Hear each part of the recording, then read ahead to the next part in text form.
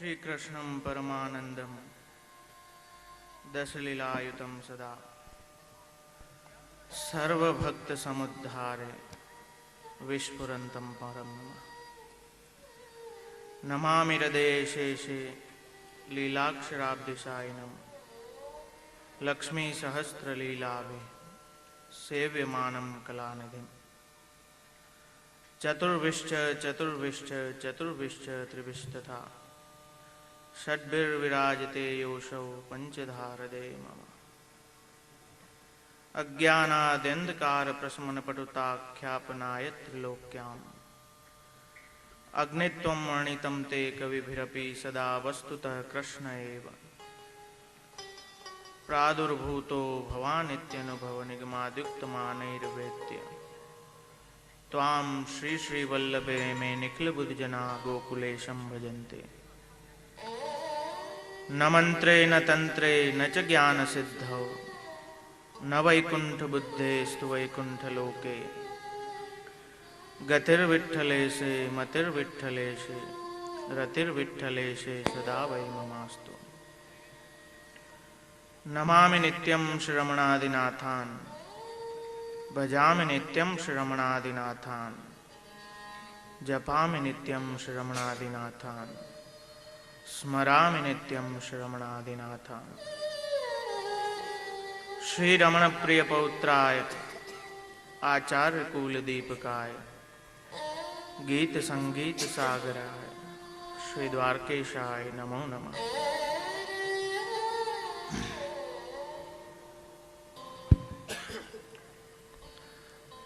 सर्वप्रथम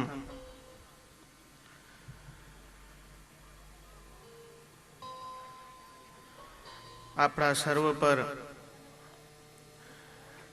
અવિરત અનુગ્રહની વર્ષા કરી રહેલા એવા યશોદોત્સંગ લાલિત શ્રી બાલકૃષ્ણ પ્રભુ શ્રી મદન મોહન પ્રભુના યુગલ ચરણ કમલોમાં સાષ્ટાંગ દંડવત પ્રણામ કરું.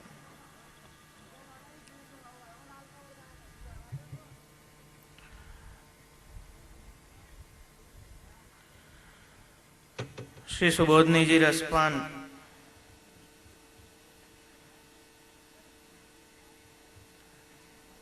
करवा माटे एकत्रित थયેલ सर्वे परम भाग्यवान वैष्णवजनों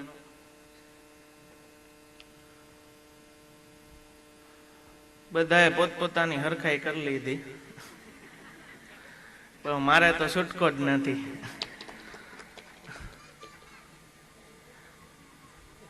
ना ना मारा वाला आनंद करो. तो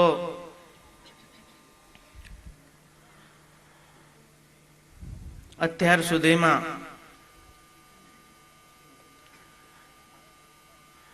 પેલા તો આ ખાલું જોયું ને મને એમ થયું કે 5 દીમાં જ કંટાળી ગયા, હજી લાંબુ કાઢવાનું.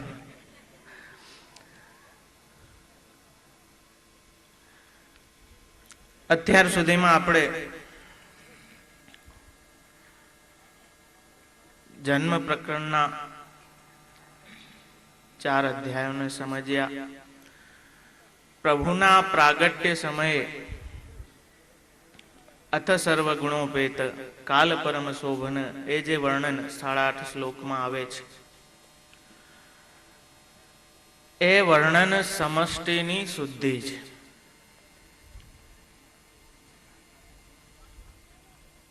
સમષ્ટિ એટલે કે જેટલું કાંઈ હોય એ દરેકની શુદ્ધિ. એ સમષ્ટિની શુદ્ધિ જ્યાં સુધી ન થાય ત્યાં સુધી પ્રભુને પધારવા લાયક માહોલ ના થાય. એવી જ રીતે આપણા હૃદયમાં, કેમ કે નમામી હૃદયે શેષે, શેષ રૂપ હૃદય જ્યારે થાય ત્યારે પ્રભુ એમાં પધારે. તો જેવી રીતે પ્રાગટ્ય પહેલા અહીં સમષ્ટિની શુદ્ધિનું વર્ણન છે, જેમ છેલ્લા દિવસોમાં હું ઘણીવાર કહી ગયો કે નિરોધ સિદ્ધ થવા માટે પ્રાગટ્ય જરૂરી છે. તો જ્યાં સુધી અંતઃકરણની શુદ્ધિ ના થાય ત્યાં સુધી પ્રભુનું પ્રાગટ્ય શક્ય નથી. સાધારણ રીતે આપણે પણ જેવી તેવી જગ્યાએ ન બેસીએ, જ્યાં ત્યાં ન બેસીએ, તો અહીં તો સાક્ષાત પ્રભુને પધરાવાના છે. એટલે ભક્તિરૂપી ભાવ દ્વારા સર્વપ્રથમ તો પ્રભુ અંતઃકરણમાં પધારે છે. જેમ કહે છે કે દિલ કે આईने में तस्वीर यार जब जरा गर्दन झुकाई देख लो. એ તો લૌકિક વાત થઈ કે હૃદયમાં પ્રેમી અથવા પ્રેમિકાની એ તસવીર છે કે જ્યારે પણ ઈચ્છા થઈ અને જોઈ લઈએ, એ તો લૌકિક વાત થઈ. પણ અહીં તસવીર નહીં, પણ સાક્ષાત પ્રભુ લક્ષ્મી સહસ્ત્ર લીલા બી બધી લીલા સહિત હૃદયમાં પધારે છે. તો એના માટે અંતઃકરણની શુદ્ધિ જરૂરી છે. જેમ અહીં સમષ્ટિની શુદ્ધિનું વર્ણન કરવામાં આવ્યું છે, એવી રીતે અંતઃકરણની શુદ્ધિ જ્યારે થાય ત્યારે પ્રભુ એ ભાવયુક્ત હૃદયમાં પધારીને બિરાજે. જેમ કહ્યું છે ને, હવે તો ઓછું જોવા મળે, પેલા સામૈયાને થતા અને ક્યાંય પણ ગામડાઓમાં જવાનું થતું એટલે બહુ ગવાતું, શેરી વરાવી સજ કરું હરી આવો. એવો સુંદર ભાવ કે મારે ઘરે આવતો જે રસ્તો છે એમાં જે કાંઈ કંકર પથ્થર છે કે આપના કોમલ ચરણારવિંદને આ કાંઈ શ્રમ ના પડે એટલે શેરી વડાવી સજ કરું. મેં બહુ સુંદર રીતે એ શેરીને સાફ કરી દીધી છે. હરી આવો. હૃદયમાં પ્રભુને પધરાવવા માટે આંખ અને કાન એ બે શેરીઓ છે. ભગવત ગુણગાનના શ્રવણ દ્વારા અને ભગવત સ્વરૂપના દર્શન દ્વારા એ અંતઃકરણમાં જે કાંઈ લૌકિક કચરો ભરેલો છે એ સાફ થાય અને પ્રભુને બિરાજવા લાયક એ સ્થાન બને. શ્રી આચાર્યનું નામ કહ્યું છે સ્વયશોગાન સમૃષ્ટ હૃદયામ ભોજ વિષ્ટર. કે આપના યશોગાનથી એ હૃદય કેવું થાય? અંભોજ રૂપ, કમલ રૂપ થાય. એ કમલ રૂપ હૃદયમાં પધારીને આપ બિરાજે. શેરી વડાવી સજ કરું હરી આવો. એ મન્મથ કોટી મન્મથને લજાવે એવા પ્રભુના દર્શન કરીને આંખ દ્વારા એ હૃદયનો કચરો દૂર નીકળે. કેમ કે દર્શન દ્વારા પણ આસક્તિ થાય. નિરોધ લક્ષણમાં શ્રી આચાર્ય ચરણ જણાવે છે કે જેટલી પણ આપણી ઇન્દ્રિયો છે એ દરેકનો ભગવદ વિનિયોગ જ્યારે સંપૂર્ણ રીતે થાય ત્યારે નિરોધ સિદ્ધ થાય. અને એ નિરોધ અવસ્થા એવી છે,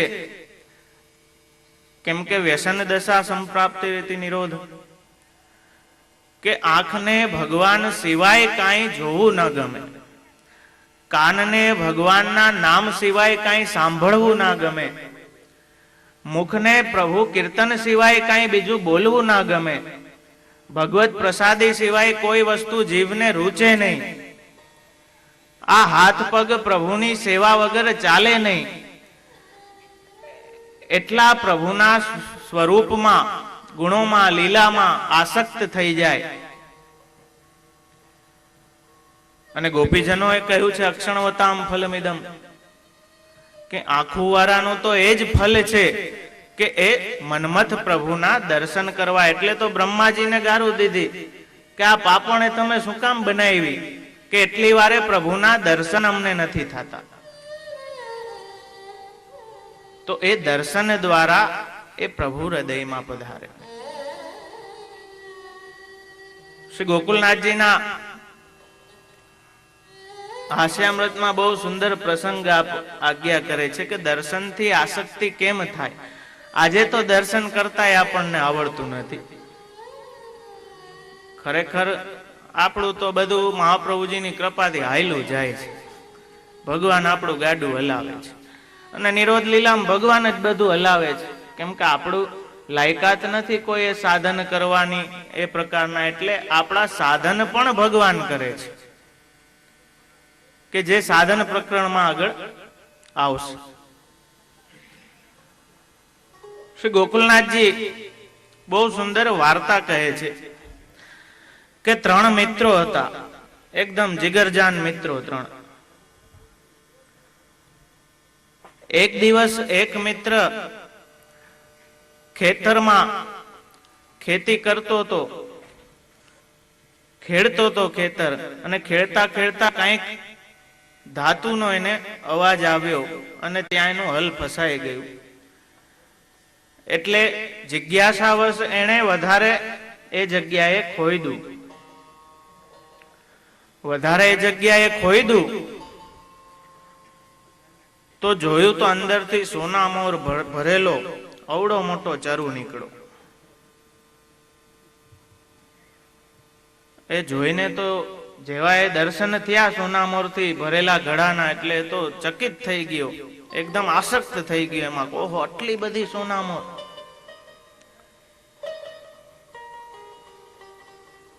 ખૂબ જ રાજી થયો કે મને આટલું બધું મળ્યું. પણ ધૂળ ધૂળ વાળું હતું. એને એમ થયું કે આ સોનામોર થોડીક નદીમાં જઈને ધોઈ લઉં તો ચમકી જાય તો સુંદર સોનાની ચમક કેવી સુંદર લાગે. એ ભાઈ તો ઉપડા નદીને કાંઠે ચરુ લઈ. નદીનું વેણ ઘણું પ્રવાહ તેજ હતો. જેમ ધોવા ગયા એનો હાથ લપસ્યો અને હાથમાંથી ઘડો છટકી ગયો અને ઉપડી ગયું બધું ગાજતું. હવે આસક્ત થઈ ગયો તો એકદમ એમાં. આટલી સોનામોર હાથમાં આવીને વહી ગઈ. આ તો ગાંડો થઈ ગયો. નદીને કાંઠે બેઠો બેઠો રોવા લાગ્યો અને માથું પીટવા લાગ્યો કે હાય મેં ક્यों પાઈ, હાય મેં ક્यों પાઈ. કે જો આ જવાની જ હતી તો આ મને મળી શું કામ? અહીંયા કાંઠે બેઠો બેઠો રોય રાખે, હાય મેં ક્यों પાઈ, હાય મેં ક્यों પાઈ. ત્યાં બીજો મિત્ર આવ્યો અને એને જોયું કે આ તો બેઠો બેઠો રડે છે, આટલું દુઃખ કરે છે. અને જઈને એને પૂછ્યું કે ભાઈ તને થયું છે શું? કાંઈક તો કે, આટલો કેમ દુઃખી છો? એટલે પેલા મિત્ર એ બધી આપવીતી પોતાની કહી કે અરે આવી રીતે આખો ચરુ મળ્યો સોના મોર ભરેલો, અને મેં ધોવાનો વિચાર કર્યો અને આમ વહી ગયું આખો ઘડો. પેલાને આમ કલ્પનામાં મન એનું એને દેખાડવા લાગ્યું સોના મોર થી ભરેલો ઘડો. એટલે એનો મગજ ચસકી ગયો. એ બેઠો બેઠો રોવા માંડ્યો કે પાય તો પાય પર ધોઈ ક્यों? વરી ત્રીજો આવ્યો ને આ બે, ઓલો કે હાય મેં ક્यों પાય ને ઓલો કે પાય તો પાય પર ધોઈ ક્यों? ત્રીજો આવ્યો, એને આ બે ની હાલત જોઈ કરા આ બે શું અહીંયા બેઠા બેઠા રડે છે આટલા. ખૂબ પૂછ્યું એટલે પેલા બીજા મિત્ર એને કહ્યું કે આને આવી રીતે સોના મોર થી ભરેલો ઘડો મળ્યો હતો અને આ આવી રીતે ધોવાની વાહે આખો ઘડો નદીમાં વહી ગયો. ઓલાને આમ એના મને પ્રોજેક્શન કર્યું, આમ સોના મોર થી ભરેલો ઘડો એને દેખા, એનું ચસકી ગયું. એ બેઠો બેઠો રોવા માંડ્યો કે ધોઈ તો ધોઈ પણ ખોઈ ક્यों? એટલે દર્શન માત્ર થી, આ તો એક દ્રષ્ટાંત માત્ર છે, પણ અક્ષણોતામ ફલમિદમ, આખું વારાનું તો એ જ ફલ છે કે એ કોટી કામદેવને લજાવે એવા મોહિની સ્વરૂપના દર્શન થતા રહે. એટલે કહ્યું દયારામભાઈ કે નિત્ય નિરખીય નટવર રૂપ રે. આપણી કામના શું છે? કામો હરિદિદ્રક્ષૈવ, તો એ દર્શન દ્વારા જે અંતઃકરણમાં લૌકિક કચરો ભરેલો છે એ સાફ થાય. એક જગ્યાએ અમારો એક છોકરો કોઈ હતો, જઈને દર્શન કરી આવ્યો કે 56 ભોગના દર્શન. એટલે મેં પૂછ્યું કે ભાઈ દર્શન કેવા હતા, શું વસ્ત્ર ધર્યા હતા, શું ધર્યું તું મસ્તક પર? અરે એ કે જે અહીંયા આવડા આવડા મોહનથાળ. અરે બાપા, દર્શન કરતા નથી આવડતું. એટલે સુબોધનીજીમાં જ આચાર્ય ચરણ આજ્ઞા કરે છે કે આપે પ્રભુએ જે કૌસ્તુભમણી ધારણ કરી છે એ એટલા માટે કરી છે કે મુખારવિંદના દર્શનનો જેનો અધિકાર નથી એની દ્રષ્ટિ ત્યાં જ અટકી જાય છે. એટલે પછી અવડા અવડા લાડવા મોહનથાળ એ જ દેખાય, અરોગવા વાળા ના દેખાય. આરતી કરતા હોય તો ગોલ ગોલ મોઢું ફરે આરતી હારે, પણ અરે કોડા જેની આરતી થાય એના દર્શન કરવાના. કેમ કે અક્ષણોતામ ફલમિદમ. તો દર્શન દ્વારા અને શ્રવણ દ્વારા એ પ્રભુ હૃદયમાં પધારે. નિરોધ લક્ષણમાં પણ એ નિમિત્ત સાધન કહ્યું છે. ગુણગાન એટલે એ ગુણગાનમાં શ્રવણ, કીર્તન અને સ્મરણ.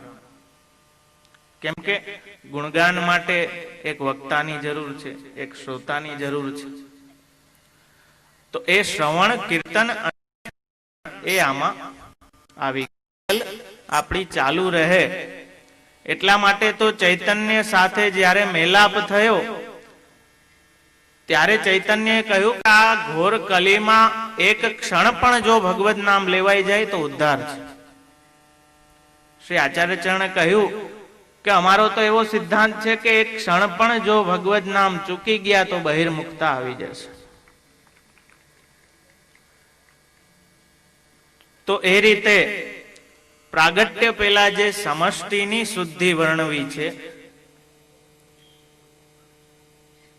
એવી રીતે હૃદયમાં જો એ શેષ રૂપ હૃદય બનાવવું હોય એ પ્રભુનું પ્રાગટ્ય પ્રથમ તો ત્યાં થાય. પછી ક્લિશ્યમાનાન જનાન દ્રષ્ટવા કૃપાયુક્તો યદા ભવે તદા સર્વમ સદાનંદમ હૃદયસ્થમ નિર્ગતમ બહિ. કે જ્યારે દુઃખ ઉત્કટ થાય પ્રભુ માટે, કે જેવું અહીં દેવકીજીને અન્ય ભક્તોને થયું, ત્યારે પ્રભુ પણ ઉતાવળા થાય પ્રગટ થવા માટે. એટલો ક્લેશ જ્યારે પ્રભુ માટે પ્રગટે.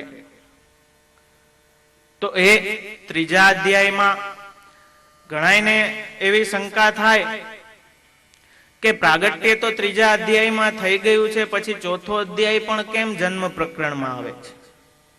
એટલે શ્રી આચાર્ય ચરણ સુબોધનીજીમાં આપ સમજાવે છે કે પહેલા 2 અધ્યાય હેતુ અને ઉદ્યમ એ પૂર્વાંગ છે અને છેલ્લો અધ્યાય એ ઉત્તરાંગ છે. એટલે એ જન્મ પ્રકરણમાં આ 4 અધ્યાય ગણ્યા. ચતુર્વ્યુહ સાથે આપ પધાર્યા છે. કોઈ અંશ કલા વિભૂતિ નથી પધારી, પણ સાક્ષાત અવતારી કૃષ્ણ પધાર્યા છે. અને વસુદેવ દેવકીને એટલે જ એ પ્રૂફ દે છે દર્શન દઈને કે ભાઈ બીજા કોઈને નથી મોકલો, હું જ આવ્યો છું. એટલે ચતુર્ભુજ સ્વરૂપે એ કાલાત્મા પ્રભુ અહીં દેશ અને જે ગઈકાલે પણ મેં વાત કરી હતી, ઘણાઈને બાઉન્સર ગઈ હતી એવું મને લાગ્યું, પણ કોઈ પણ વસ્તુ હોય એના કંઈક દેશ કે કાલ, કોઈ દેશ કે કાલમાં હોય એનું કંઈક સ્વરૂપ હોય. કેવી રીતે કે જેમ આપણે આ સુબોધનીજી રસપાન છે, વ્રજયાત્રા છે, તો આ વ્રજના દેશમાં છે. કાલ કયો છે કે અમુક તારીખથી અમુક તારીખ સુધી આ વ્રજયાત્રા, આ સુબોધનીજી રસપાન ચાલશે. એટલે આ દેશ અને આ કાલમાં આ વસ્તુ કે આ સ્વરૂપ થશે. તો એ જેમ ગઈકાલે મેં સમજાવ્યું કે એ દેશ અને કાલ એ આશ્રય તત્વને અધીન છે. આશ્રય તત્વ એમાં એન્ટ્રી નથી કરતા. એ એને આધીન છે, જેને સાયન્સ ટાઈમ સ્પેસ અને મેટર કહે છે. ત્યાં સ્પેસ છે, આપણે દેશ છે.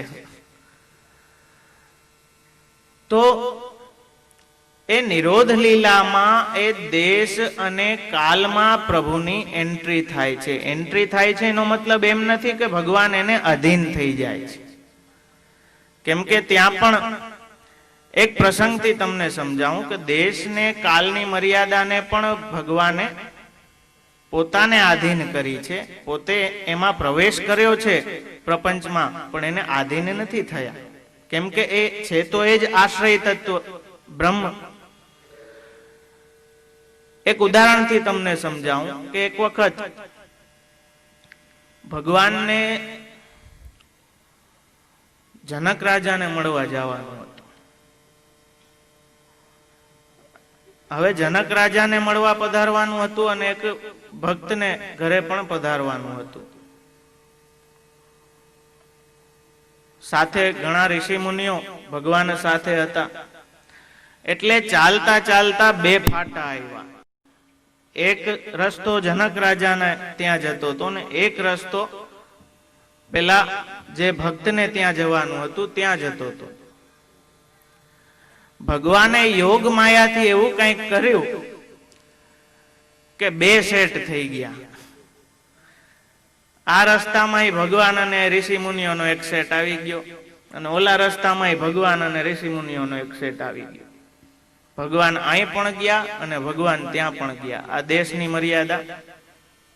જેમ નારદજીને શંકા થઈ તો એક એક મહેલમાં જઈને જોયું, બધી રાણીઓ પાસે ભગવાન ને પાછા દરબાર ભરીને બેઠા હતા.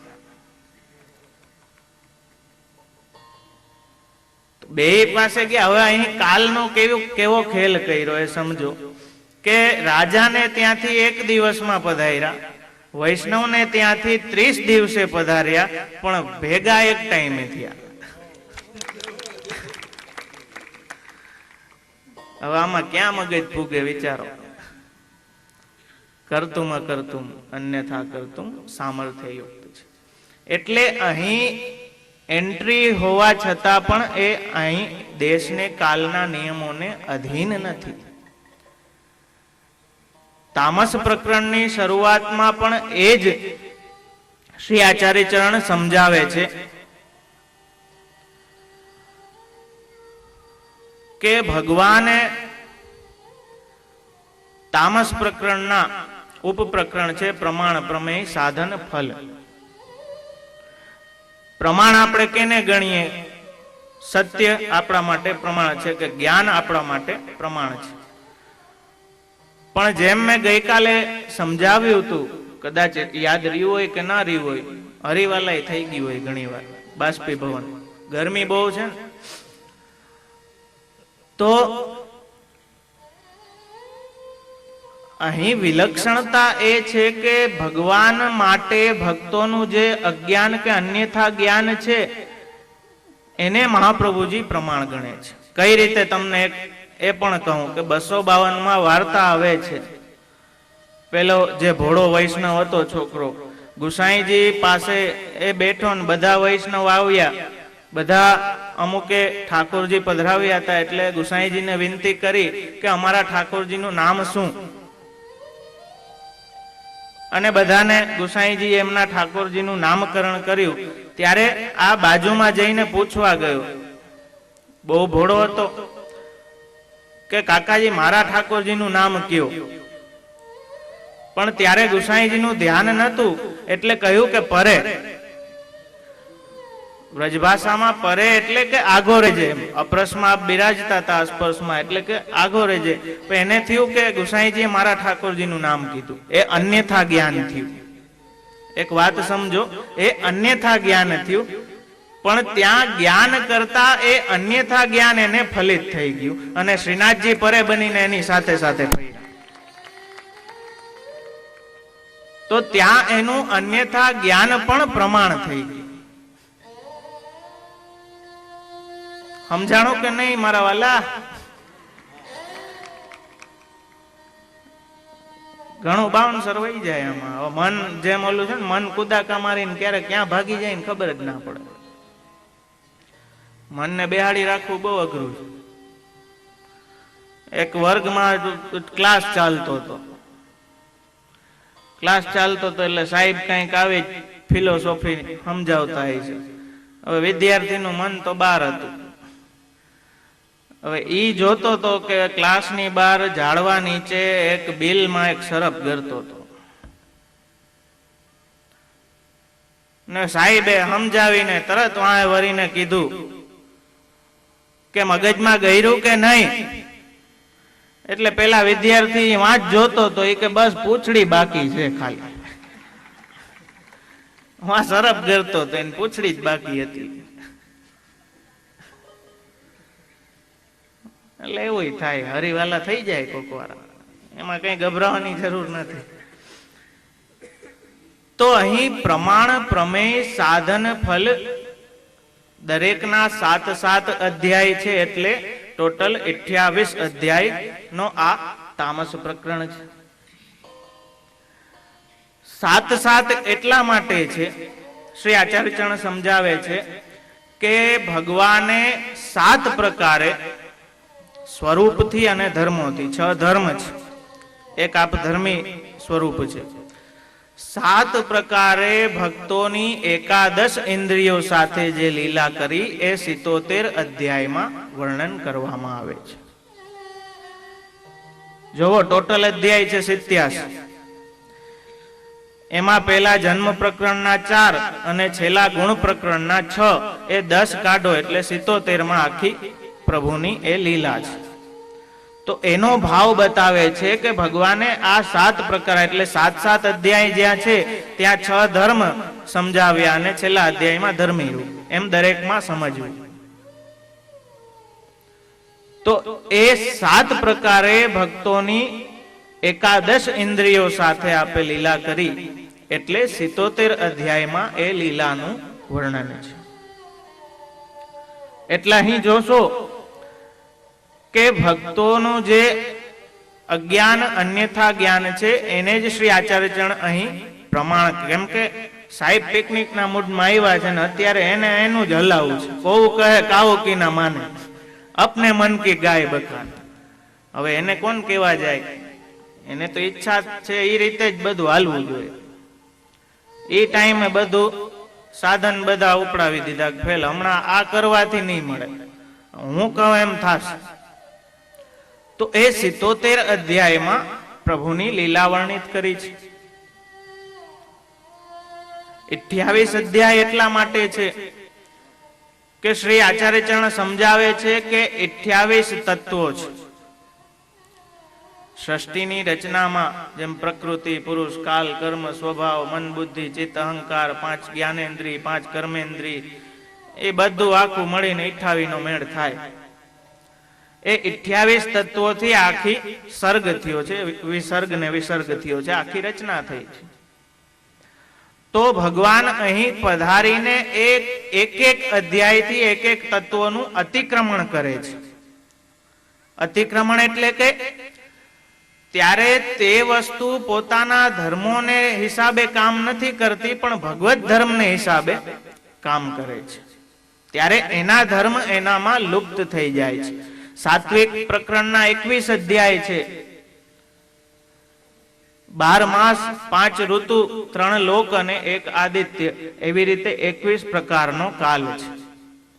એટલે સાત્વિકોના ઉદ્ધાર માટે શ્રી આચાર્ય ચરણ કહે છે કે 21 પ્રકારના કાલનું અતિક્રમણ ભગવાને કર્યું છે.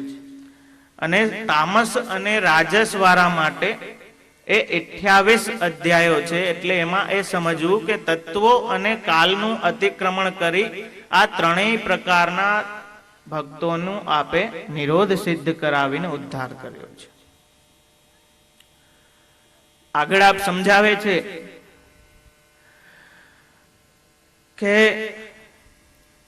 પહેલા તામસોનો ઉદ્ધાર શું કામ કહ્યો? આપ કહે છે કે અહીં ત્રિગુણી સૃષ્ટિ જે છે એના પ્રમાણે ભગવાન થઈ અને એને નિરોધ સિદ્ધ કરાવ્યું છે. અને એ ભક્તોને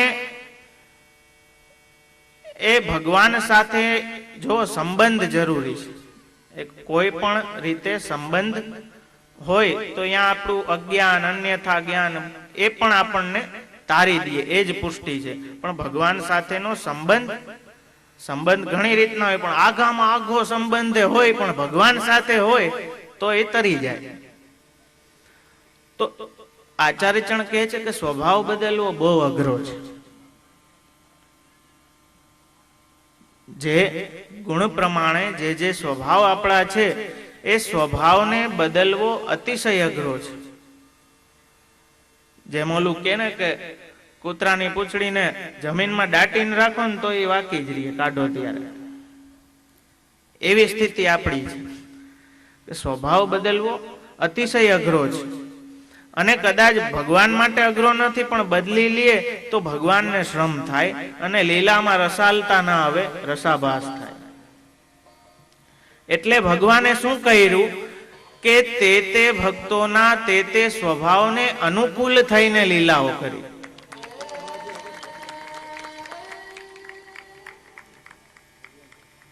કે જેવા ભક્ત નો સ્વભાવ છે એવા આપ પોતે થઈ ગયા. એ પ્રમાણેની લીલા એને દેખાડી. ઝાકી રહી ભાવના જેસી હરિમૂરત તીને દેખી તેસી. જેમ મથરામાં પધાર્યા ત્યારે કંસને કાલ રૂપ દેખાણા, સ્ત્રીઓને કામદેવ રૂપ દેખાણા, પુરુષોને કોઈ દેવ પુરુષ જેવા દેખાણા. જેની જેવી ભાવના હતી એવા દર્શન એને થયા. તો અહીં તે ભક્તોના સ્વભાવને, કેમ કે આપણે તો સુધરવાના નથી. એક વાત સમજો, આપણે સુધરવાના નથી. એટલે ભગવાને અપેક્ષા મૂકી દીધી છે. ભગવાન પુષ્ટિમાં નિરપેક્ષ થઈને બિરાજે છે કે આમાં કઈ થવાનું નથી, હરિવાલા જ છે. તો હવે આપણે જ કંઈક કરવું પડશે.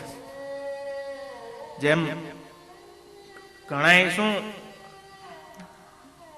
વિદ્યાર્થીઓ ઠોઠ હોય ભણવામાં, પણ હવે ઓળખીતાનો ફ્રેન્ડનો કે છોકરો એટલે શિક્ષકને એમ થાય કે આપણાનો છે ને, અને કંઈક તો આપણે કરવું પડશે આને. હવે મહાપ્રભુજીના છીએ આપણે, એટલે મહાપ્રભુજીને જોઈને ભગવાન એમ કે બિચારાનું કંઈક કરી દે આનું. બાકી સાધનને હિસાબે તો આપણું કંઈ થાય એમ નથી. જય શ્રી કૃષ્ણ જ છે. પણ શ્રી આચાર્ય ચરણનો અનુગ્રહ, એમની કૃપા થકી એ પ્રભુ આપણી સામે જોવે છે ને આપણા સ્વભાવને અનુકૂળ થઈને એ નિરોધ લીલા એ સારસ્વતમાં કલ્પમાં કરી એ અત્યારે પણ થાય. શું કામ ના થાય? શ્રી આચાર્ય ચરણની કૃપાથી ને આપનું પ્રાગટ્ય જ એટલા માટે છે. દયા નિજ મહાત્મ્ય પ્રાગટ્ય જ આપનું એટલા માટે છે કે પ્રભુને એવી ઈચ્છા થઈ કે સારસ્વત કલ્પની લીલા ફરી થાય. તો એ વાત સમજાવે છે કે અહીં સાત્વિક રાજસ તામસ એના કેટલા ભેદો, ગુણોના ભેદોથી જેટલી પ્રકારના ભક્તો છે તે ભક્તોના સ્વભાવને અનુકૂળ થઈને આપે લીલા કરી અને તેમનો નિરોધ સિદ્ધ કરી દીધો. અહીં તામસ પ્રમાણ પ્રકરણ પેલું આવે છે. તામસ પ્રકરણના 4 જે પેટા પ્રકરણ છે, પ્રમાણ, પ્રમેય, સાધન અને ફલ. પ્રમેય તો ભગવાન પોતે છે અને એ ભગવાનમાં સ્વરૂપ ગુણ લીલામાં જે પણ રીતે અજ્ઞાનથી કે અન્યથા જ્ઞાનથી કે જ્ઞાનથી કોઈ પણ રીતે એમાં આપણી ચિત્ત વૃત્તિઓ રોકાઈ જાય, લાગી જાય, તો ત્યાં એ અજ્ઞાન હોય, અન્યથા જ્ઞાન હોય, કાંઈ પણ હોય, શ્રી આચાર્ય ચરણ કહે છે કે તે પ્રમાણ છે. એટલે પેલા 7 અધ્યાયમાં 6 ધર્મ અને ધર્મી રૂપે એ લીલા કરી અને 7 પ્રકારના જે ભક્તો છે એનો નિરોધ સિદ્ધ કરાવ્યો. પહેલો જે 5મો અધ્યાય છે, એટલે કે તામસ પ્રકરણનો જે પહેલો અધ્યાય છે, એમાં ભગવાને ઉત્સવમાં આવિષ્ટ ચિત્ત વાળા જે છે એનો નિરોધ સિદ્ધ કર્યો. એટલે પહેલા અધ્યાયમાં નંદ મહોત્સવનું વર્ણન છે કે એ ઉત્સવમાં આવિષ્ટ ચિત્ત વાળા જે ભક્તો હતા, કે જેમનું જોવો આપણી સિસ્ટમ એવી છે, એક વાત સમજો, આપણા સ્વભાવને આપણી રુચિને અનુકૂળ સેવા આપણને પ્રાપ્ત થાય. આપણને જેવું સ્વરૂપ જોતું, ઘણાય એમ કહેતા હોય કે આટલી જુદી જુદી રીતના આટલા જુદા જુદા પુષ્ટિ માર્ગમાં કોઈ એક્યતા નથી, આટલી વિષમતા કેમ, આટલા જુદા સેવા પ્રકાર, આટલા જુદા જુદા સ્વરૂપોની સેવા, ક્યાંય એક્ય દેખાતું નથી. પણ એવી રીતે શું કામ વિચારવું? આની દ્રષ્ટિકોણ જો બદલો તો એક વાત સમજો કે એ પુષ્ટિ પ્રભુ એક જ કાલમાં કેટલા અલગ અલગ ભાવોનો અંગીકાર આ પુષ્ટિ માર્ગમાં કરે છે. તો જેની જેવી રુચિ, જેમાં રુચિ હોય એ પ્રકારની એને સેવા પ્રાપ્ત થાય. પ્રભુ પધરાવતા હોય કોઈ, તો એમાં પણ એમ જ આજ્ઞા થાય કે તમને ગમતું સ્વરૂપ પધરાવીને આવો. કૃષ્ણનું જે સ્વરૂપ તમને ગમતું હોય એ સ્વરૂપ પધરાવીને આવો. તો જે ઉત્સવમાં આવિષ્ટ ચિત્ત વાળા છે એનો નિરોધ આ નંદ મહોત્સવના 5મા અધ્યાયમાં કહ્યો છે. બીજી એક વસ્તુ ખાસ સમજવા જેવી છે કે આમાં ઘણાય ને પ્રશ્ન થાય કે ભગવાનનો જન્મ મથુરામાં કે ગોકુલમાં. પણ હવે જેમ મેં કહ્યું કે દેશ ને કાલના નિયમોને અધીન એ નથી. આપણને એમ થાય કે ગોકુલમાં જ હોય તો મથુરામાં ખાલી વ્યૂહ જ પ્રગટા હશે. નહીં, યોજનાકાર લાલુ ભટ્ટજી અને શ્રી પુરુષોત્તમજી પણ એ સમજાવે છે કે નંદ ગ્રહે માયાની સાથે વાસુદેવ કલા પણ ત્યાં પ્રગટ થઈ છે. એટલે અહીં જે પહેલા શ્લોકમાં આવે છે કે નંદ સ્વાત્મજ, આત્મજ એટલે કે આત્માથી ઉત્પન્ન જે થયો છે. નંદરાયજીને કોઈ શંકા નથી કે આ કોઈ બીજાનો પુત્ર છે ને આવી ગયો છે. આત્મજ કહ્યું છે, પોતાની આત્માથી આ પુત્ર પ્રગટ થયો છે. એટલે સુખદેવજી પણ એમ જ વર્ણન કરે છે. અને સુબોધનીજીમાં શ્રી આચાર્યચરણ સમજાવે છે કે અહીં જેના જેવા ભાવો છે એવા જ ભાવો સુખદેવજીમાં આવે છે અને એ રીતે વર્ણન કરે છે. જો એવા જ ભાવો ના આવે તો કથાનું વર્ણન થઈ ન શકે.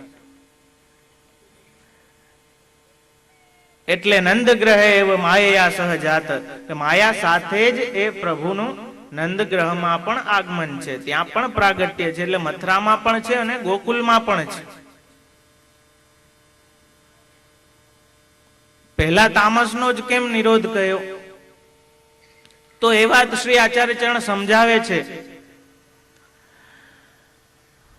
કે પહેલા તામસનો એટલે નિરોધ કયો કે તામસો જે હોય એ મૂઢ હોય, જડ હોય, એટલે કોઈ વાતને પકડી રાખે એટલે પછી એને છોડે નહીં એવો ગુણ એનામાં હોય. એટલે એને કોઈ રીતે એ ભગવાનના સ્વરૂપમાં એ ઝઘડા એવા ગયા કે પછી પકડી રાખ્યું એટલે મૂક્યું જ નહીં. તો એ તામસોનો પહેલા એટલા માટે અહીં કહ્યું છે કે એમની નિષ્ઠા એટલી અડગ હોય છે કે એકવાર એ કોઈ નિર્ણય કરી લે અને જડતાથી એવું પકડી રાખે, પણ એ જડતા ભગવાન સાથેના સંબંધ માટેની છે. એટલે એ તામસ ગુણ એને ખૂબ જ ઊંચું ફલ પ્રાપ્ત કરાવે છે. એટલે તામસોનો ઉદ્ધાર પહેલા કયો. તો નંદસ્ત્વાત્મજ ઉત્પન્ને એ સાથે જ્યારે કેમ કે યશોદાજીને પ્રસૂતિ થઈ એ ખ્યાલ આવ્યો, પણ યોગ નિદ્રાની અસરને કારણે એમને એ ખ્યાલ ના આવ્યો કે પુત્ર છે કે પુત્રી. વસુદેવજી જ્યારે ભગવાનને યશોદાજી પાસે પધરાવી માયારૂપી કન્યાને જ્યારે લઈ ગયા અને ત્યાં પાછા જઈને દેવકીજી પાસે એ કન્યા પધરાવી અને જેવા પૂર્વવત હતા એવી સાંકળો બધી બાંધીને બેસી ગયા. ત્યારબાદ અહીં ગોકુલમાં જ્યારે યોગ નિદ્રામાંથી બધા અચેત હતા ને સચેત થયા ત્યારે ખ્યાલ આવ્યો કે અરે યશોદાજીને નંદરાયજીને પુત્ર થયો છે. એવા સુંદર પુત્રના દર્શન કરીને જ નંદજીના હૃદયનો આહલાદનો પાર ના રહ્યો અને એ મોટા મનવાળા થયા. એમ સુખદેવજી કહે છે, મહામના નંદસ્ત્વાત્મજ ઉત્પન્ને, એ પોતાના આત્માથી પ્રગટેલ એ પુત્રને જોઈને નંદજીના હરખની સીમા ના રહી અને એ મોટા મનવાળા થયા અને દિલ ખોલીને ઉદાર, જેમ ત્રીજા આખ્યાનમાં આવે છે કે શ્રી વલ્લભજી ઉદાર રે. ગુસાઈજીના નંદ મહોત્સવમાં પ્રાગટ્યનું વર્ણન એ રીતનું આખું આવે છે કે જે કોઈ જે ઈચ્છાથી આવ્યા એ બધાની ઈચ્છાને આપે સંતોષી અને મોટા મનવાળા થયા. આપે 2 લાખ ગાયોનું દાન કર્યું, શિંગાર સહિત સોને મઢેલા શિંગડાવાળી. શ્રી આચાર્યચરણ આજ્ઞા કરે છે કે વિત્ત શુદ્ધિ નો પ્રકાર છે કે 3600મો ભાગ આ રીતે કાઢો ત્યારે બીજું બધું વિત્ત શુદ્ધ થાય. એ રીતે જોવો તો નંદજી પાસે એ સમયે 72 કરોડ ગાય હતી. એનો 3600મો ભાગ આ 2 લાખ ગાયોનું એમણે દાન કર્યું. સિદ્ધ ચારણો, ગંધર્વો, અપ્સરાઓ અને વ્રજના ગોપીજનો બધા સુંદર સુંદર આભૂષણ, વસ્ત્રો, શ્રૃંગાર ધરીને, કેમ કે નંદરાયજી એ રાજા હતા અને એમને પુત્ર થયું એટલે આખા વ્રજમાં આનંદ આનંદ ગોકુલમાં થઈ ગયો.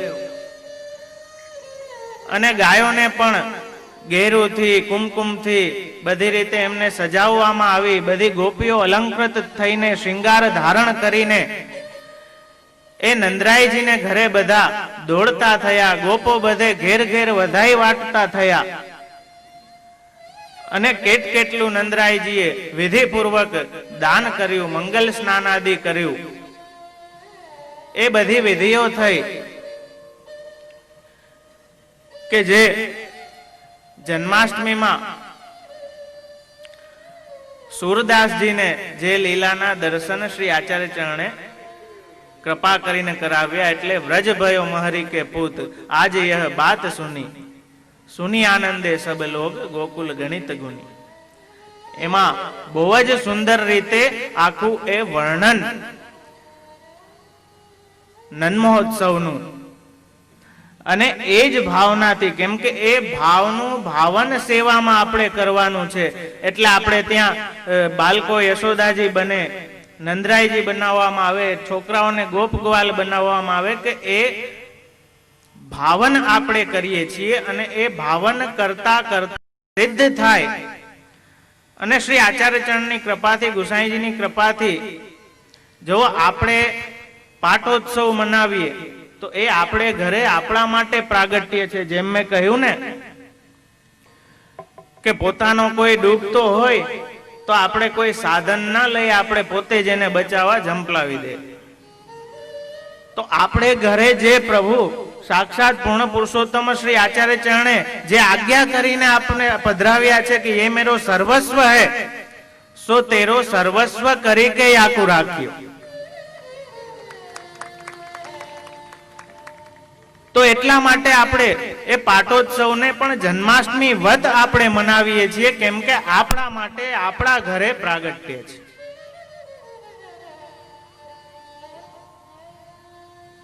તો અહીં નંદરાયજીએ વિધિપૂર્વક મંગલ સ્નાનાદિ જે કાંઈ વિધિ વેદ પૂર્વક હોય એ તે બધી કરી, કેટલા દાન દીધા, ગંધર્વો, સિદ્ધ ચારણો, ભાટો, વિદ્યાધરો બધા ત્યાં નંદરાયજીને ઘેર ભીડ જામી, અને ગોપ ગ્વાલો જે બધા અતિ ઉમંગમાં આવી ગયા હતા આ સુંદર આખું આહલાદક વાતાવરણ જોઈને, એ ઘરે ઘરે વધાઈ વાટતા હતા કે નંદરાયજીને ત્યાં પુત્ર થયો છે. તો એ સુંદર ભાવો કીર્તનમાં અષ્ટસખાઓ બહુ સુંદર રીતે આપણી સામે વર્ણવ્યા.